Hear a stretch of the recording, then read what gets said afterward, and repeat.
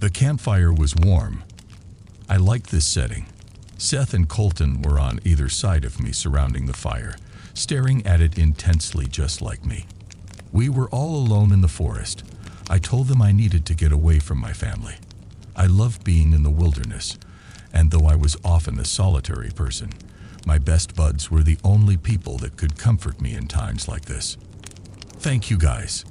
I know sometimes I'm not easy to be around with my moods and everything, but this truly does mean a lot to me, coming out here to accompany me in this forest. The forest we were in was vast, but we were on the edge, near the trail, and if we got in any danger, we came prepared with tons of camping gear and GPS, plus physical maps. Strangely though, this small area seemed to be unmarked on the map. However, I figured we didn't need to worry since we were prepared for everything else. It also helped that it was January, and no one seemed to bother with being out here, since they were all seemingly wrapped up in New Year's resolutions. Seth responded, "Of course, Maddock. My lil bro." He rubbed his knuckles in my hair semi-affectionately, and I pushed his hand away since I rarely liked physical contact, especially out of the blue. I stared at Colton awaiting a response. He might have been the bag of rocks for brains in our group, but he was my friend, and that was all that mattered to me. "Colton, you there, man?" I waved my hand in front of his face. His eyes were dull and distant as if he was zoning out. Then he suddenly snapped up and exclaimed, "Ha, gotcha. Sure, I'm here," he laughed, content to see me alarmed by his jump scare. "What the hell, man?" "Whatever, Colt. Let's see if we can get some stories going. It's getting dark out." Perfect time for some stories, don't you guys think? I said while discerning their reactions. I wanted to escape my bleak reality by at least telling each other some stories, especially scary ones. Colton's ears perked up when he heard that. "All right, I got one. Prepare your ears for this one." It was a late summer night. 3 guys around our age went out for a late night snack. They had hopped in their truck, and along the way they spotted some, let's say, strange things. Colton looked around at Seth and I to gauge our reactions. I had no reaction, but Seth was vaguely curious. Colton continued. The guys had seen fires burning in the distance while driving. They couldn't tell from what. As they got closer and closer to the store, the fires seemed to get closer, as if they were moving in on them. This was in the middle of nowhere, so seeing fires was odd but not the oddest thing in the world for them. But to see them move was definitely out of the ordinary. The fires started moving at a much quicker pace, gaining on the truck. The guys were getting scared at this point, so of course, they sped up. The fires, however, spread to the road and stopped in front of the truck. So the guy driving the truck decided to stop. The other guys were confused as to why he would do that. The guy driving says, "We can't outdrive it. We've been driving for 15 minutes now, and the fires have matched our pace even when we speed up. I think I'm gonna go check to see what it is." The other 2 guys in the truck were shocked. They can't believe that he decided to confront what appears to be fires that can move and keep up with the truck. As he jumps out, he seems to be in a kind of trance, and they see him disappear into the dark. After about 10 minutes, they start to worry. They decide to go out and look for him. To their surprise, he's burnt to an absolute crisp. They try to run back into the truck, fearing for their safety, but the doors are locked. They feel a heat behind them. They turn around to see a fire in the shape of a man, and that was the last anyone heard from them. Apparently, some people witnessed this, and that's how the legend began. I paused before offering my opinion. I glanced over at Seth, who seemed a lot more visibly shaken than me. Colton, sensing both of our reactions, seemed to be a bit upset at my indifference. He frowned at my expressionless face. I then said what I thought about his story. "Wow, not that great, man. Honestly, we're out here in the woods, and you would think anything would scare us out here, but that was truly a weak offering you gave us." The ending was pitiful, and I could see it coming from a mile away. I tend to be very blunt with my opinions, especially when I'm not exactly in the best mood. Colton scoffed. All right, you know what? If you're not scared, how about you tell us a story then? He elbowed Seth while smirking and waiting to see my response. I decided against it. It was getting late, and the sun was beyond the skyline. Let's call it a night. We can maybe hike the trail tomorrow night. I'm kind of tired, and I'd rather not do anything else right now. I'm more of a morning person anyway. If you guys want to stay up, feel free to. Seth and Colton decided they'd stay up for a few more, and I headed into the tent to get some shut-eye. I closed my eyes and tried to imagine tranquility. The forest was quiet, barring the birds and small insects that would stay up into the night. But those noises functioned like ASMR for me. It helped me finally have peace of mind. It must have been no longer than 20 minutes when I heard Seth come barging into my tent. I expected this sort of thing from Colton, not from Seth. I shakily sat up. Dude, what the hell was that for? Seth looked wide-eyed. Maddock, we heard sounds coming from deeper in the forest, but it didn't sound like any animal we know. We don't think we should set up camp here if we don't at least check it out and make sure it's not someone or something else doing suspicious activities we wouldn't want while we're sleeping, man. I thought about it for a second. He was right. Even though I wanted to sleep, sleeping in was a dumb alternative. Besides, I wasn't scared of whatever was out there anyway. Whatever it was, I'd just shove in my earphones and accompany them while we checked out the weird sounds. We gathered some supplies and headed towards the clearing in the forest. We started heading towards where the sounds were seeming to come from. I was hardly paying attention. I doubted it was anything out of the ordinary. I let them gain a few feet ahead of me. I started daydreaming of the life I envisioned for myself. People didn't really understand me. Not even my friends, really. I wanted to be more than this small town. I wanted to be an engineer and take my talents to new heights. They thought I gamed for no reason. But no, I coded in my spare time.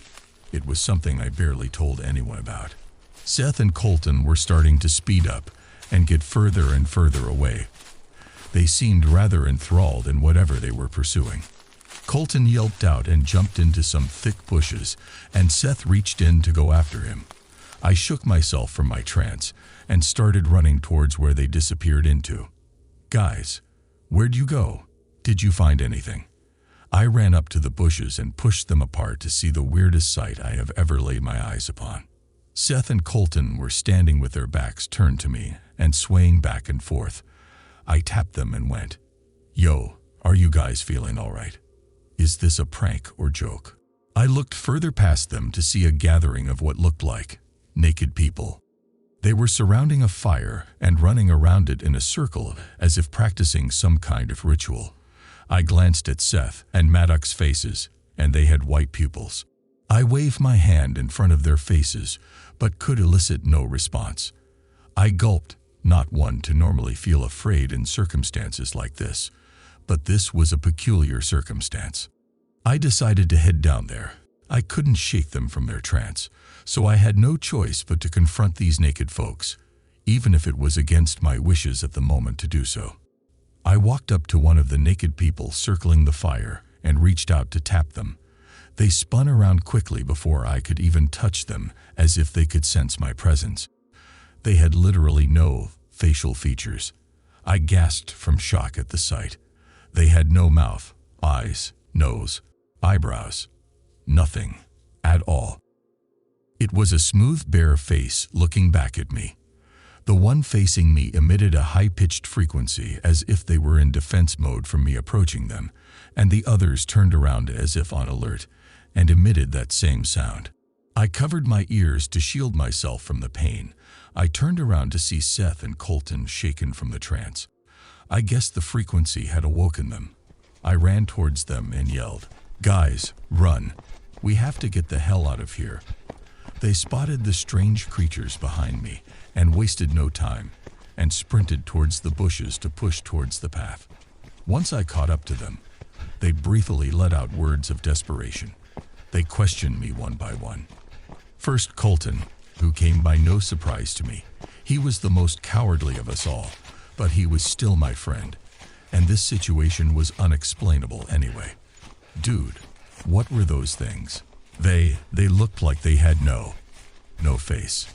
He yelped while gasping for air, while sprinting forwards through the thickets and bushes in the forest. Next came Seth. We should have never come here, man. I told you it was a bad idea, Maddock. I heard stories about this forest. People disappear out here, but you never want to listen, man. Why come here after hearing that stuff? Seth was always like that, blaming others for his problems or anything that ever went wrong. I sighed before answering them both.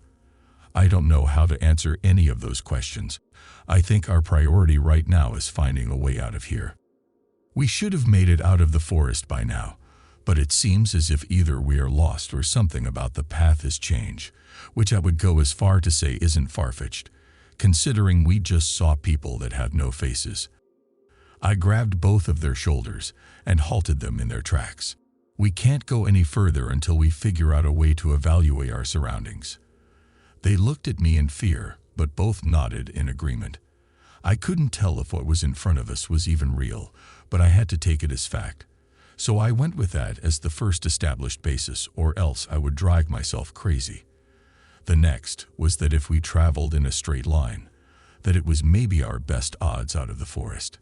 Then again, it could throw us deeper into the forest and leave us there for the night. I had one ace up my sleeve, though. That ace was a compass. I always came prepared because I hiked alone often, even if this place was changing. I knew our camp was located on the west side of the forest.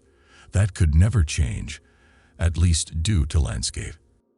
If it were the forest itself changing or the brush and pathways, our camp would be in the same spot no matter what. All I had to do was use the compass to locate our camp. Even though I couldn't pinpoint our exact location, I could use a narrow circle to guess what vicinity we were in. I located that on the map. Bearings helped with this as well.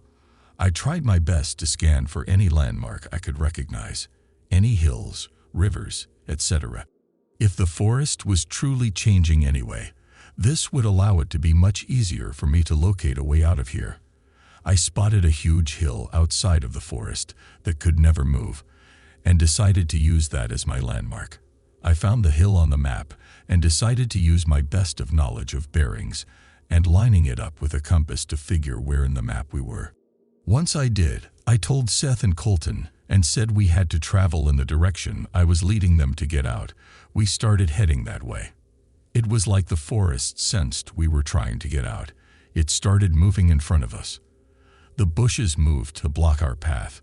We stumbled and fell. We heard footsteps approaching. We all slowly turned around while sitting on the ground to face what we knew was coming. The naked, no-face people were behind us. They were bare-skinned, hairless. They looked like they were straight out of a factory and made of Play-Doh. I had no idea what they were made of. They didn't seem human or even organic. They continued to emit a weird frequency. I picked up a rock from nearby and smashed it over the heads of one of the beings, its head surprisingly dented inwards, like it was made of some kind of synthetic material. I gasped in disgust. I turned to Seth and Colton. They both reeled in horror. They were at a loss for words. "We gotta get the hell out of here, man," Colton screamed. We started running full speed. We ran through bushes, riverbanks, we saw animals, but they all looked extremely fake. Something was off about this entire place. We kept trying to find our campsite, but since we were scrambling now, it was getting much darker, and the hill we previously saw was nowhere in sight anymore. We ran and ran, and ran until we ran into what looked like some sort of building. Finally, I felt like we had a chance to get out of here. Seth started knocking on the side of it, since it had no apparent doors or windows. "Hey, we need some help. Please, we're stuck in this forest, and we can't find a way out of here."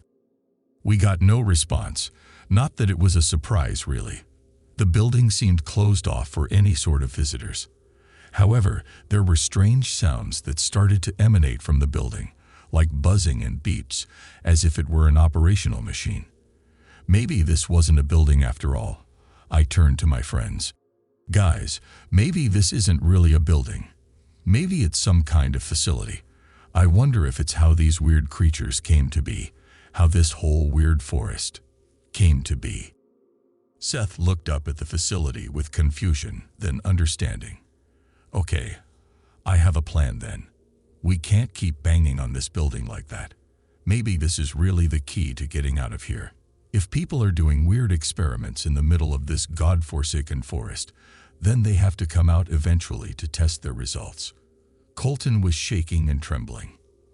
I agree, man. We gotta do something to get the hell out of here. Maybe that's our best bet.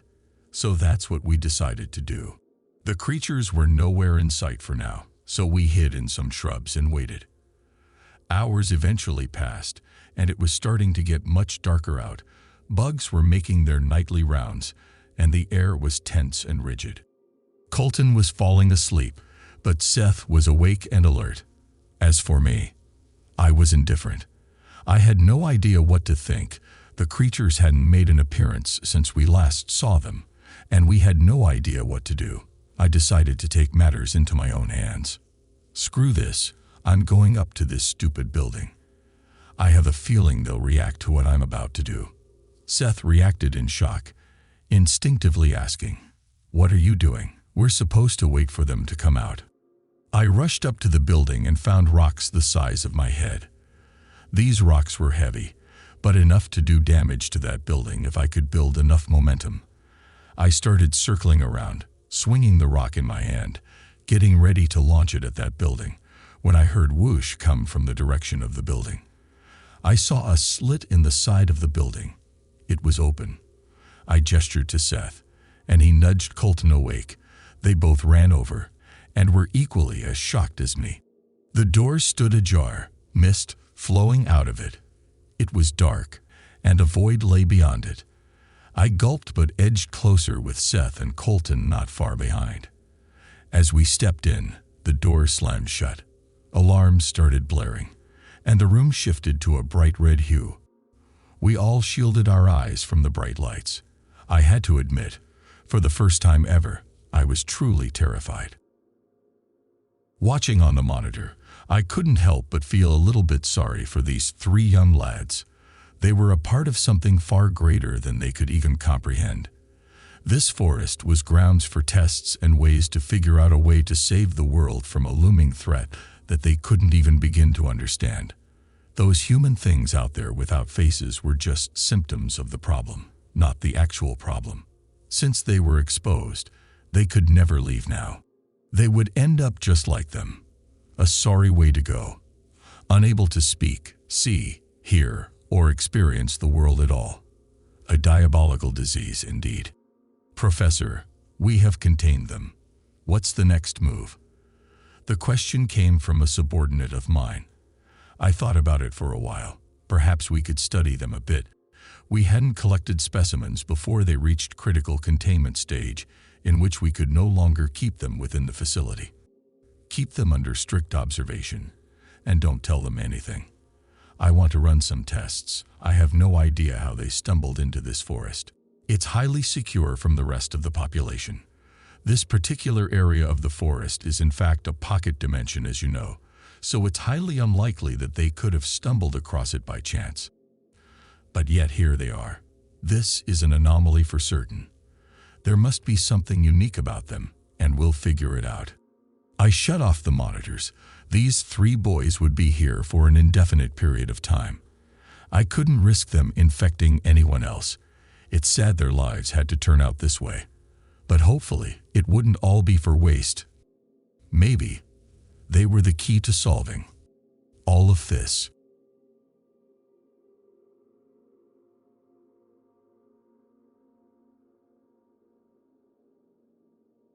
I exhaled sharply as I lowered the revolver from my temple. Today marks the 5th anniversary of Nadia's disappearance. Hard to believe it's been that long. We had so much time left, so much life to live together. But that all came to a screeching halt half a decade ago on the day we found those stairs. Without her, I have no purpose. I've got no family, no friends, no one to keep me tethered to this world. And so, every year on the night that Nadia went missing, I stumble out to the spot that it happened with my 6-shooter in hand, halfway drowned in a handle of vodka, and I let the forest decide if I'm going to live for another year, or if I'm going to be reunited with her, wherever she is. Now that it's determined that I have at least one more trip around the sun, I'll tell you how I ended up here at rock bottom. I need to get this out while I still have the guts to tell this story. Don't know why, though. I'm going to wake up sometime tomorrow afternoon with a massive headache and no recollection of tonight's events. I'd better tell you while I still can. I've lived on the outskirts of Bear Creek National Park for my entire life. Don't bother looking it up. It's a fake name. So nobody tries to seek out the evil that lurks here. It's safer that way. As I was saying, I used to live out here in a cabin with my dad. I miss him so freaking much. He passed away 8 years ago, leaving me all alone. Cancer. That was before Nadia and I started dating. It's funny how things work out. I actually met her at a coffee shop on my way back from visiting Dad's grave. When she approached me and asked if the seat across from me was taken, I was instantly smitten. Her deep blue eyes shimmered like the ocean. Long brown hair cascaded down her shoulders in waves. And that smile. When Nadia smiled, it was as if time stopped, just for a moment, so that the whole world could soak in its breathtaking beauty. We were inseparable after that day. In a month we were dating. In 9 more, we were living together in my cabin. And in another year, we were set to get married. Had a date and a venue picked out and everything. I was on cloud 9. But that was all torn from me in an instant. God, I wish I never would have taken her out there. I had my first encounter with the stairs when I was 7. Dad had always warned me never to climb them. That wasn't a problem for me, though. The stairs exuded a malevolent presence, like anyone who dared to walk up their steps would be eaten alive from fear alone. I remember it like it was yesterday. I was playing in the woods near the cabin when I saw it. A black, winding set of metal stairs that stretched maybe a story. They didn't lead anywhere. They just kind of ended. All the stairs are like that. They vary in size and shape and model, but the one thing they all have in common is that they don't lead anywhere. And they're never in the same place twice. They just sort of materialize. No one knows how or why. And truthfully, we don't want to know. Most of us, that is. Nadia wanted to know. And that knowledge cost her everything. Come on, baby, just a little further. I want to see the sunset. Nadia whined in protest at my proposal to head back. Natty, I know you do, but we didn't bring flashlights and our phone batteries aren't worth a crap. I don't know about you, but I don't feel like smacking into trees every few feet on our way home. Oh, fine. You win. I'll go back this time. But promise me we can come back tomorrow, she requested, puffing out her lower lip and gazing up at me with her best puppy dog eyes. I'd be lying if I said they hadn't worked. All right. I'll take you back out here tomorrow. But only if you... I trailed off, entranced by the sight of them. Nadia's brows knitted together in confusion as she traced my gaze. Then her jaw fell open. Directly before us stood a polished cedarwood staircase. I got a sinking feeling in my gut the moment I laid eyes on that thing. It looked so out of place, like a rat in a fish tank. What is that thing? Nadia muttered, gaze still fixed to it. It's nothing. I'll tell you later, I said, snatching her hand and leading her in the opposite direction. Ow, Jason, let go.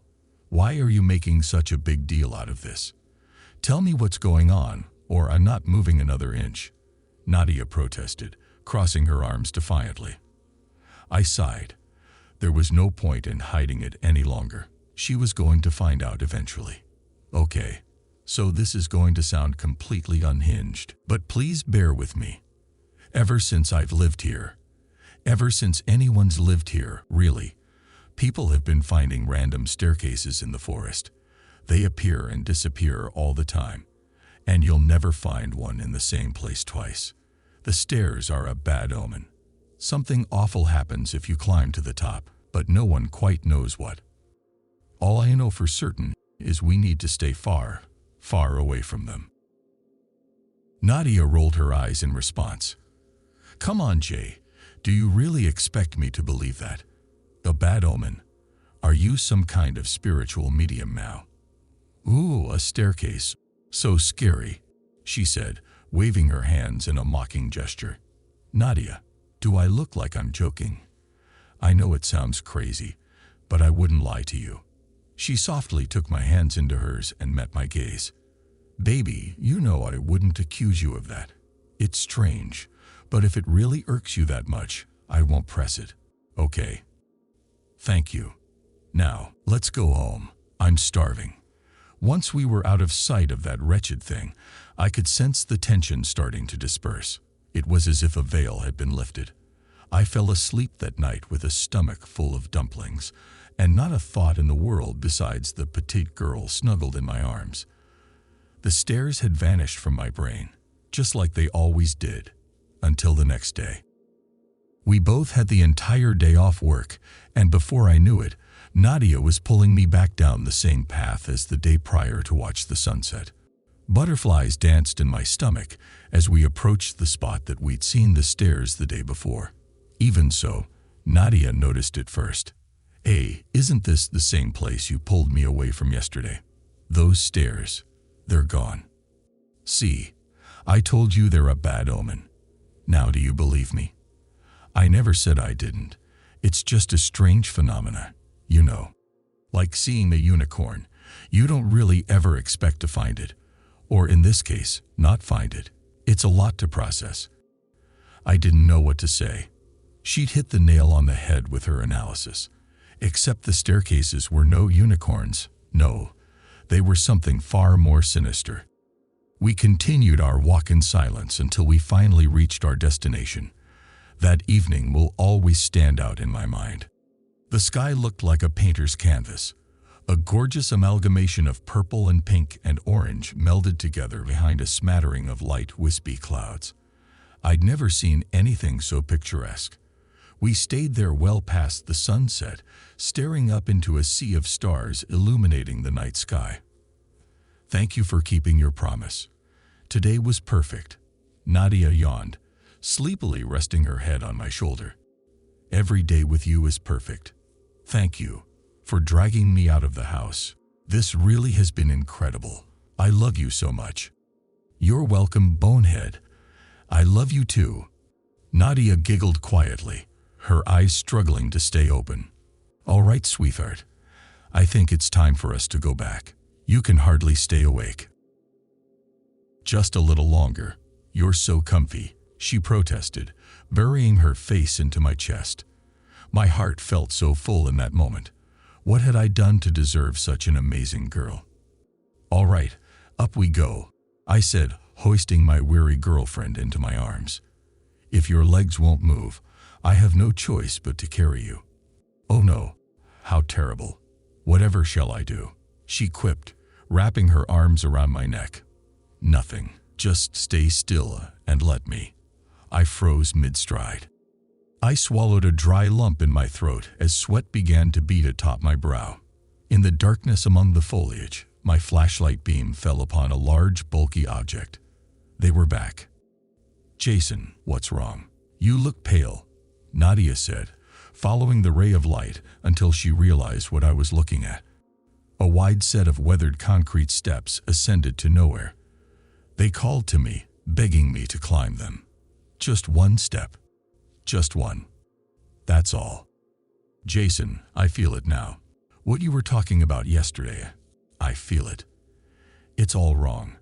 They shouldn't be here," Nadia whimpered, fear jolting across her pupils. Yeah, you're right," I said, ripping my gaze from the awful thing. "Just don't look at it. We're going to be okay."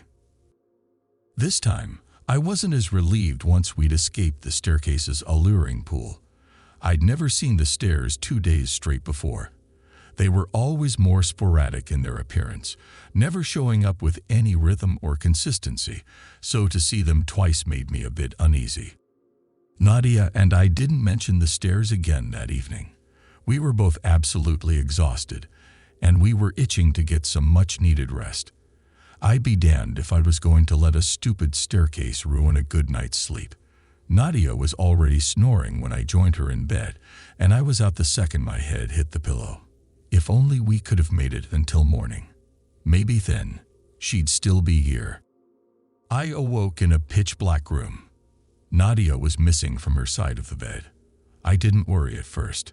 It wasn't abnormal for her to sneak off to the bathroom in the middle of the night every once in a while.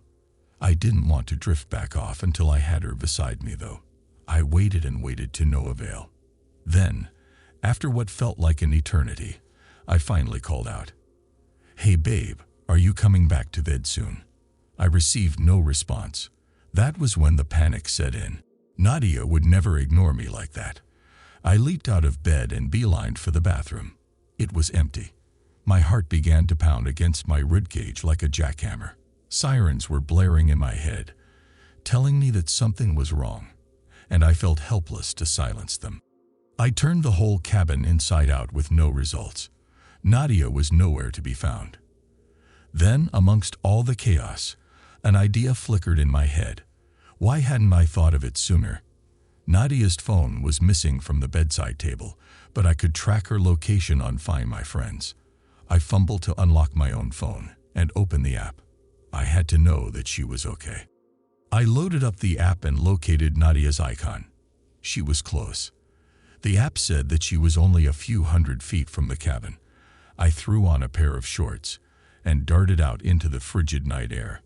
I raced, barefoot, across leaves and rocks and acorns. I didn't have time to grab shoes. Right then, I didn't care if my feet were torn to ribbons, as long as Nadia was okay. I eventually reached the point where her phone should have been. I frantically called it, praying that she would pick up this time. I saw something illuminate amongst the leaves, and not far beyond it, I found who I was searching for. But instead of being overcome with joy upon finding the love of my life, my blood turned to ice. Nadia's face was partially illuminated by the moonlight trickling through the canopy. She was gazing down at me with tears streaming down her cheeks. Below her feet sat a staircase. This time, it was ornate. White glassy marble stairs gleamed even in the darkness, topped off with a pristine red carpet. The stairs looked as if they would lead straight to heaven itself, and that terrified me. Dread crashed over me like a tidal wave as we stared at each other. I wanted to move. I wanted to sprint up to her and sweep her off those godforsaken things. But I couldn't. I was rooted in place, forced to watch as the girl of my dreams ascended the final step.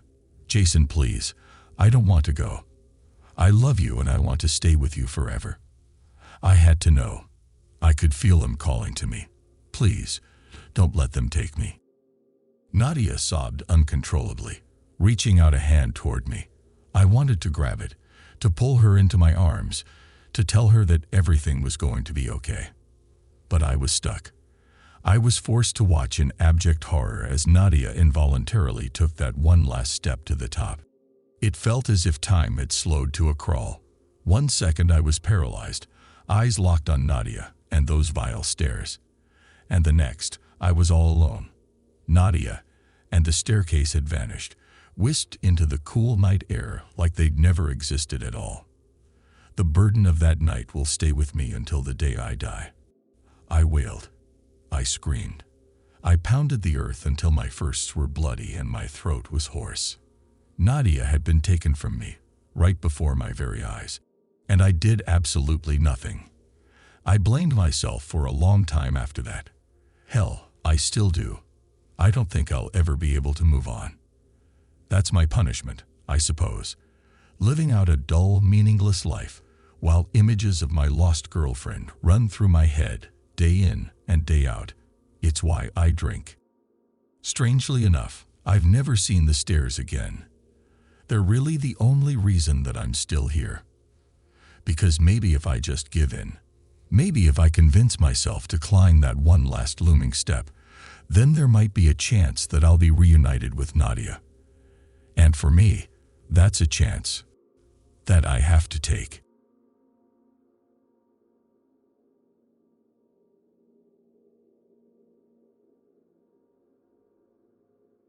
Ray and I, lifelong friends, bonded by our love for the outdoors, embarked on our monthly camping trip deep in the heart of the forest.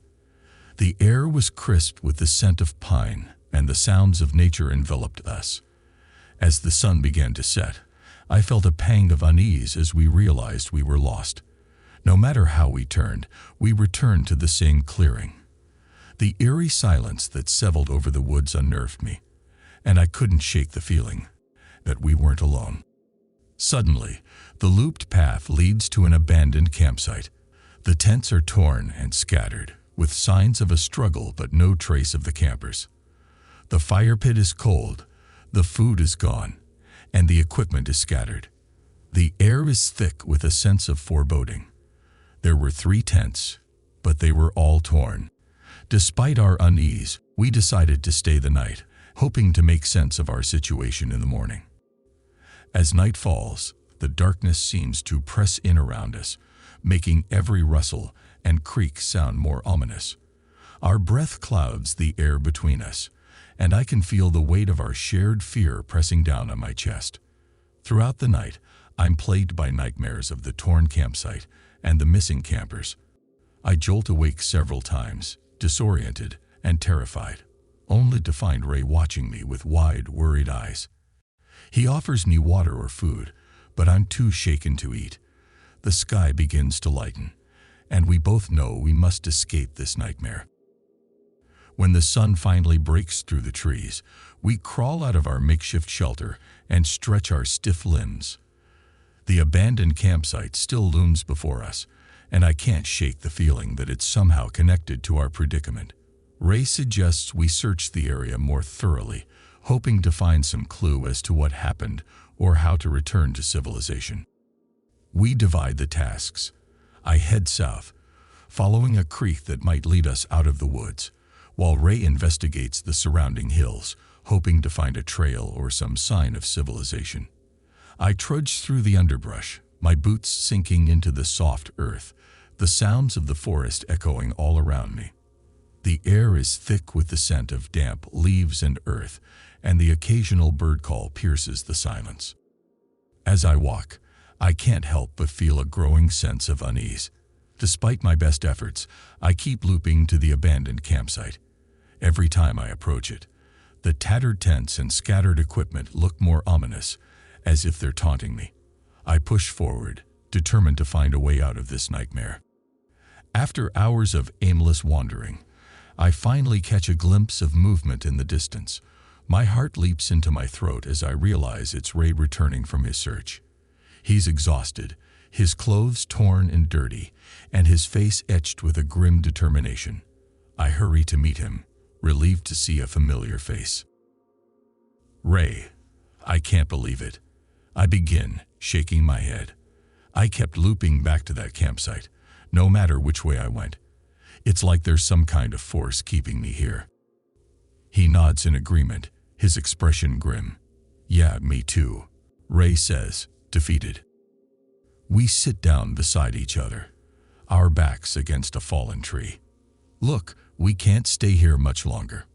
We are running out of our food supply, Ray says. I know, I reply, but I don't know where else to go.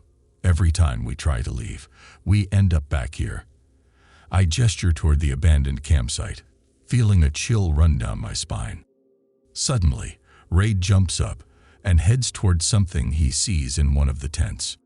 Wait, Ray, what are you doing? I asked, scrambling to my feet and following him. As we come to a stop, Ray reaches down and picks up a can of beans. Look, he says, holding it up for me to see. There's still some food here. Maybe we can find more. With renewed hope, we search the tents more carefully, scavenging for anything edible. After a few minutes, we uncover a small stash of canned goods hidden under some torn-up sleeping bags. Our hearts lift as we realize we may have enough to last a few more days.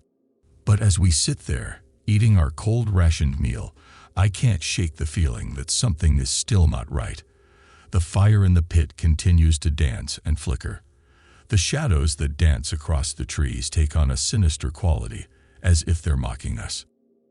"Thanks for doing the fire," I say to Ray. Ray looked at me with immense confusion. "I didn't start it. I thought you did." "What?" "No. When I went to get some wood, because I was going to start one, I returned, and the fire was going," I reply. "And I went to look for more food, but when I came back, you had the fire started." They stare at each other briefly before Ray says, "You know what? I probably did start it. We've been doing this for so long it's probably just muscle memory." I can tell that even Ray doesn't believe that.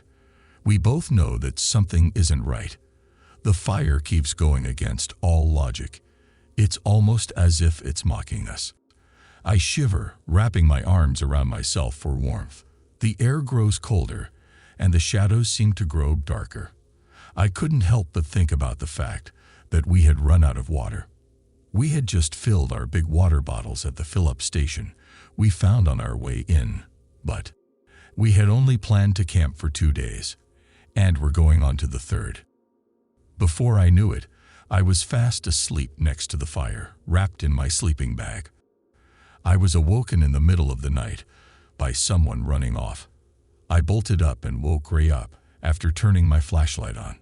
I explained what I heard, so we investigated the campsite. As we searched the area, my heart pounded in my ears. Suddenly, I tripped over something hard and fell to the ground.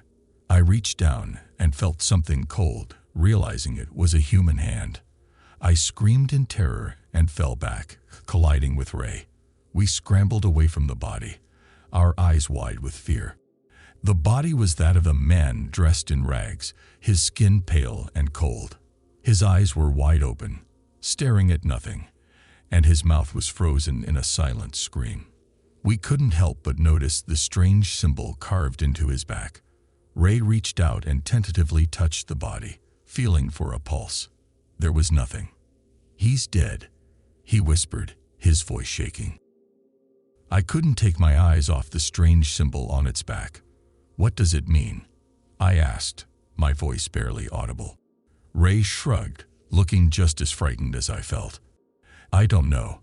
Maybe it's some kind of mark, a sign that someone, or something, is watching us." My heart raced at the thought. But why would someone carve it into their back? I asked, still staring at the cold, dead body. "Maybe it's a cult thing," Ray offered, his voice barely above a whisper. "Maybe they do that to mark their members or something." I shuddered at the thought. But why would they leave him here to die? And why are they after us? Ray didn't answer, his gaze fixed on the body. I could tell he was just as frightened as I was, but he was also trying to process what was happening. As I panicked, I started trying to find someone to blame. My eyes lock on Ray, and I accuse him of being responsible for all this without thinking. "You did this, Ray.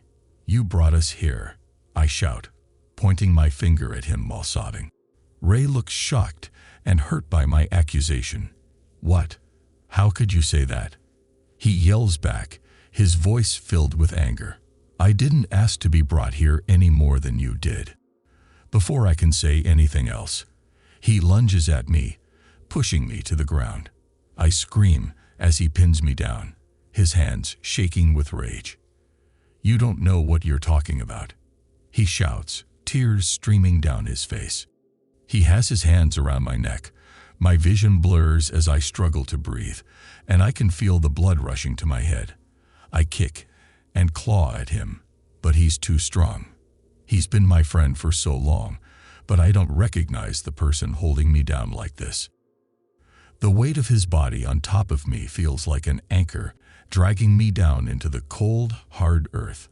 I can taste the dust and dirt in my mouth as I gasp for air, but it's no use. My lungs burn with every shallow breath I manage to take. I couldn't take it anymore. Feeling around me for something to defend myself with, I gripped a rock and plunged it into his temple. He immediately falls to the floor. My heart is racing, blood pounding in my ears. I stare at the lifeless body, unable to comprehend what I'd just done. Ray's body twitches, and I'm suddenly filled with dread. I reach out to touch him, feeling for a pulse, but it's already gone. Tears stream down my face as I realize what I've done. I can't believe I just killed my best friend. The weight of guilt presses down on me, like 1,000 tons of brick. I struggle to reach my feet, and my legs feel weak and unsteady. I look around frantically, trying to figure out what to do next. The forest is eerily silent, as if holding its breath, waiting for me to make a move. The body of my best friend lies motionless on the ground, his lifeless eyes staring up at the sky. I can't believe I just took his life. Tears stream down my face as I stumble away from him, my hands shaking uncontrollably. I don't know how I will live with myself after this. Panicked, I ran. I have only a destination away from here. The forest seems to close in on me, trapping me in a nightmarish maze. Whenever I think I've found a way out, I return to where I started. The trees are conspiring against me, trying to keep me here forever. My panic-stricken heart pounds against my ribcage as I sprint through the underbrush, my lungs burning with every breath.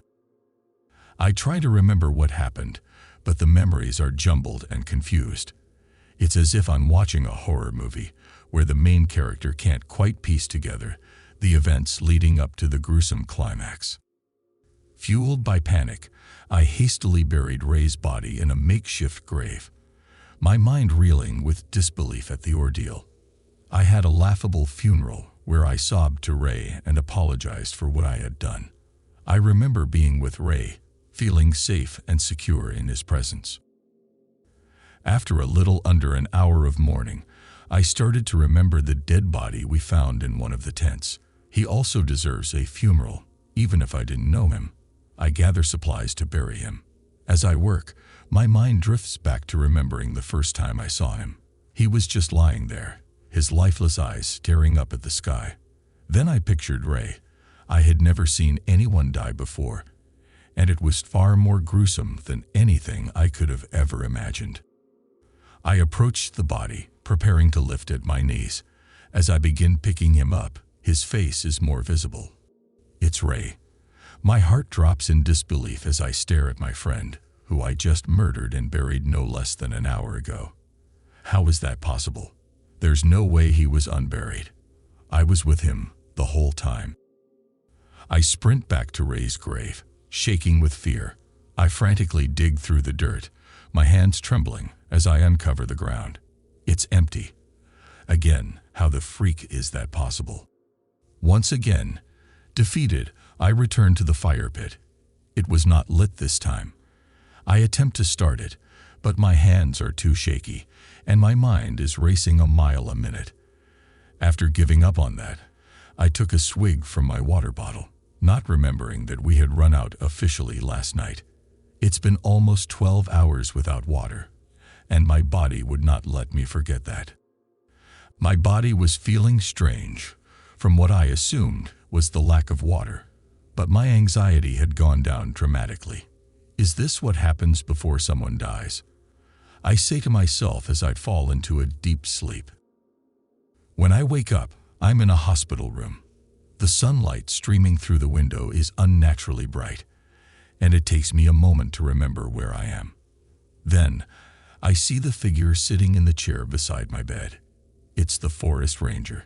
His face is pale and drawn, and there's a look of exhaustion in his eyes.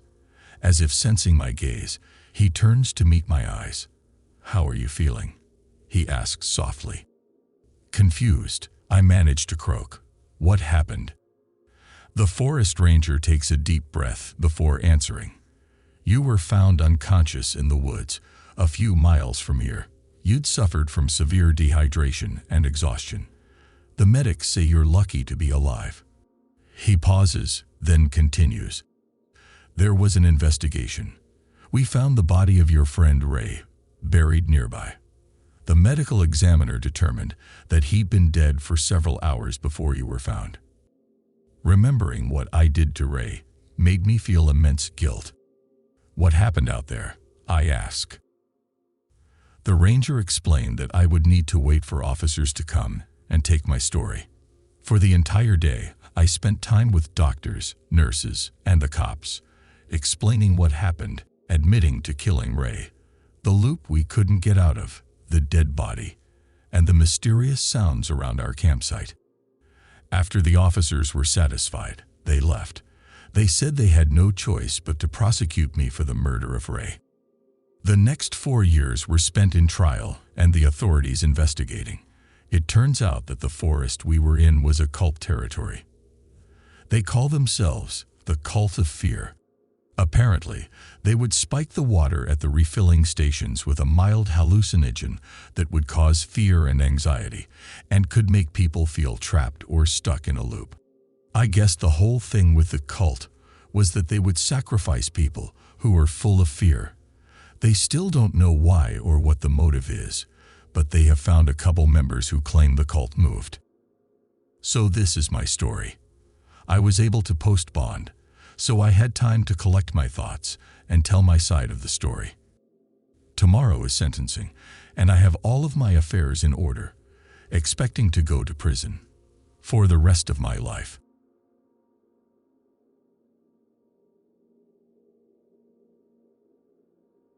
I used to be part of a college film club with a small group of friends. We spent most of our time making amateur home movies of varying success. Some of these films got us support from professors and online critics, while others were mostly just made to screw around. Take Josh, for example. His idea of a movie was him filming himself perform insane pranks around the neighborhood. Heard he even got arrested after one time he got caught, causing a scene inside Walmart. The others and I took filmmaking much more seriously by comparison. Our movies were low-budget performances that tried to tell an engaging story with what little resources we had. Being a director can be stressful at times, but there's no greater feeling than bringing your vision to life. I've been obsessed with movies ever since childhood. It's crazy how directors have to juggle so many different elements and variables together just to make one story.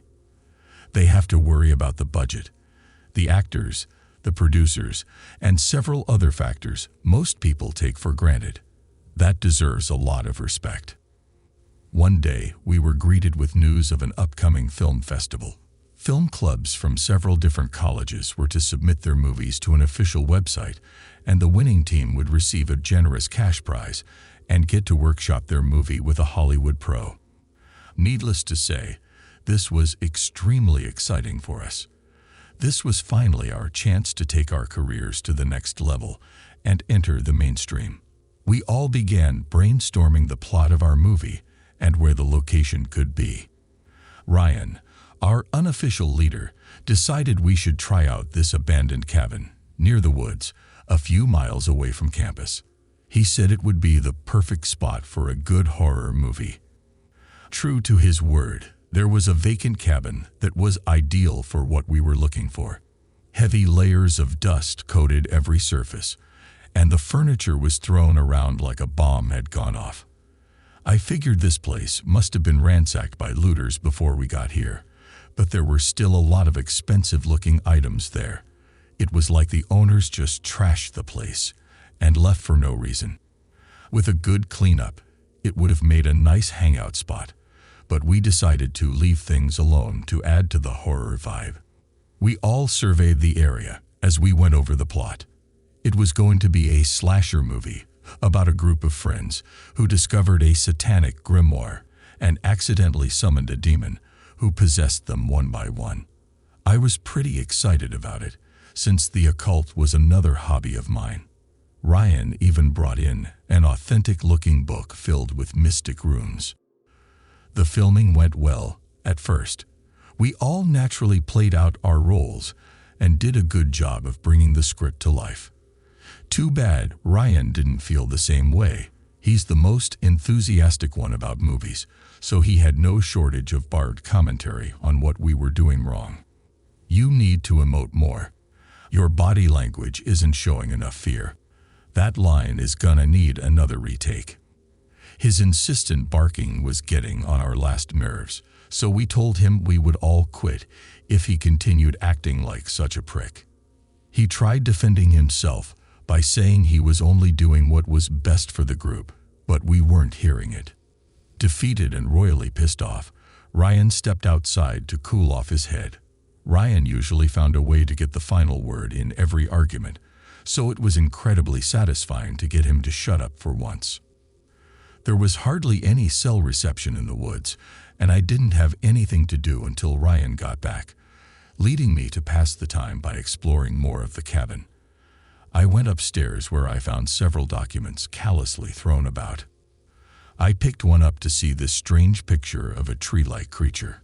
It had a large, lanky body with dried skin that looked like wood, arms as long as its body, and most striking of all, 2 sirens in place of a head. It took me a moment to process what I was seeing, but I eventually realized it was Siren Head. I've heard stories about this creature and how it preys on people in desolate areas to eat them up. It was one of the most popular urban legends in recent years. I looked over the documents again and found even more Siren Head images.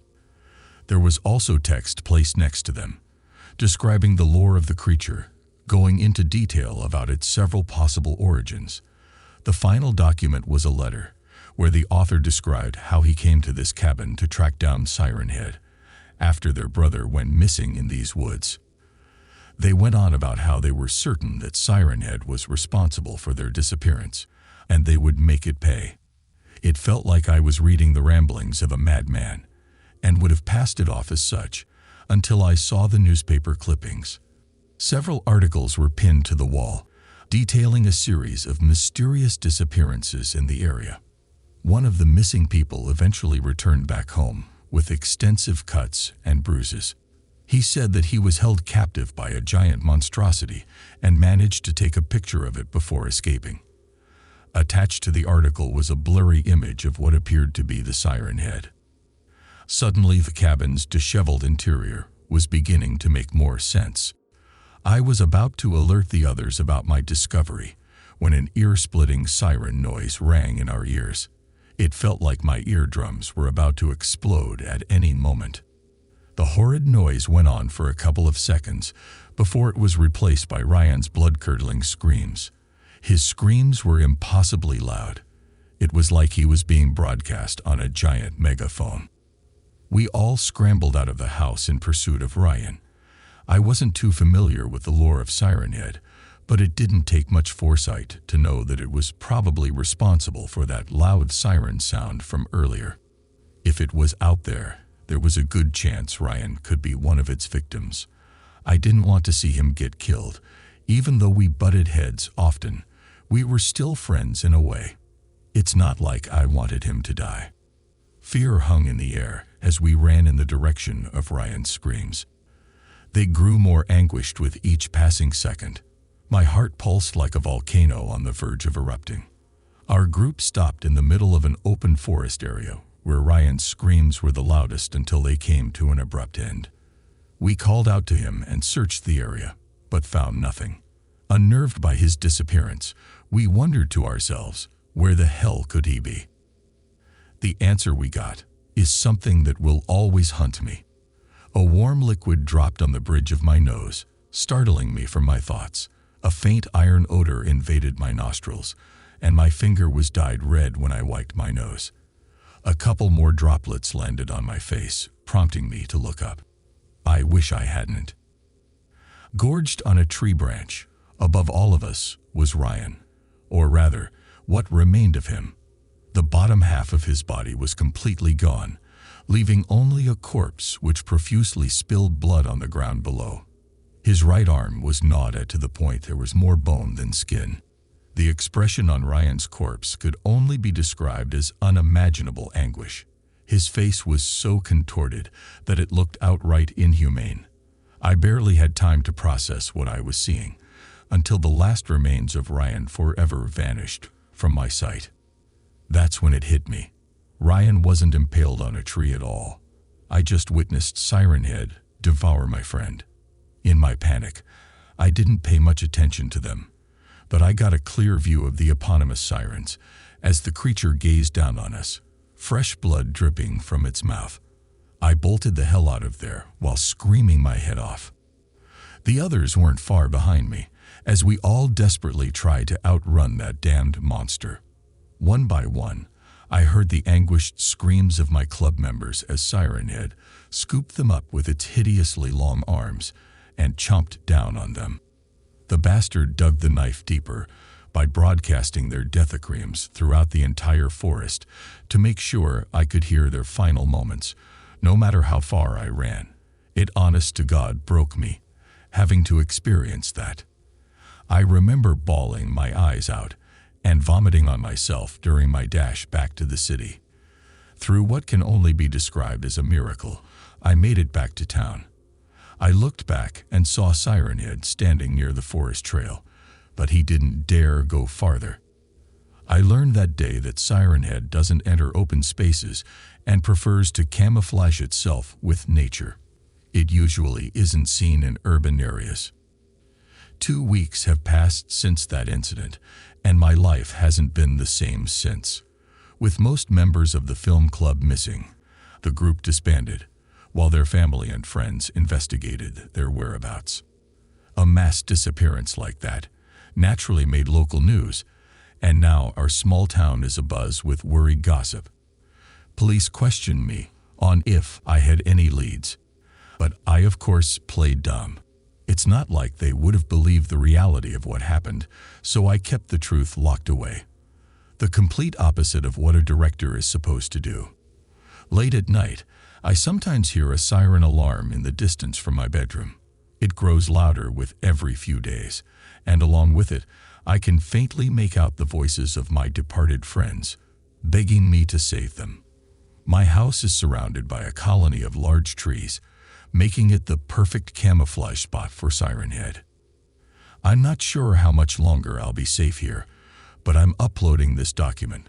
For anyone who has any doubts, Siren Head is very real, and it does not like it when its prey escapes. It always finishes its meal